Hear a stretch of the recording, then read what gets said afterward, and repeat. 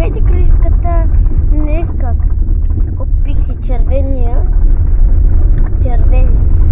хак, защото ми е любим цвят и другите пробвала.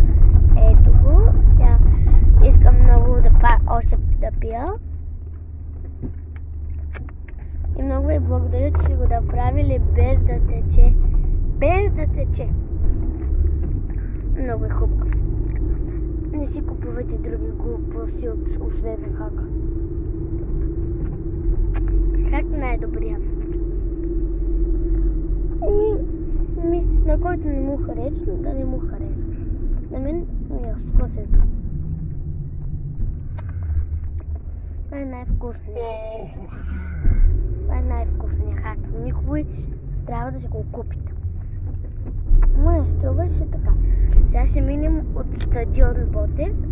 Ето го стадион Ботев.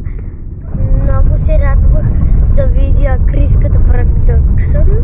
Аз отидах ето в този стадион и го видях. Кажете ми кой е най-добър, кой е най-хубавия футбол, кой е най-любимия футболист. На мен всичките ми са любими и мога на всичките. И затова винаги, какъвто спорт тренирайте, винаги след такова, не може да ви познавате хака. Си купувайте само хака. Нищо друго, освен този вкусен хака. Аз не мога да го спра да пия, почвам пак да пия. Това е най-вкусно.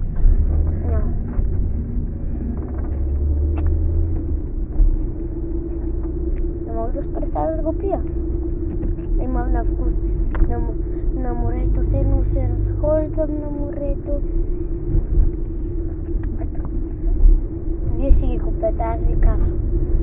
Не ви лъжа, не са отровни. Моля, купете си.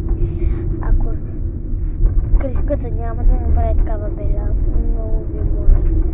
Купете си ги. Купете си ги. Лайкнете на видеото, абонирайте се за камбанката и чао! Пийте хак!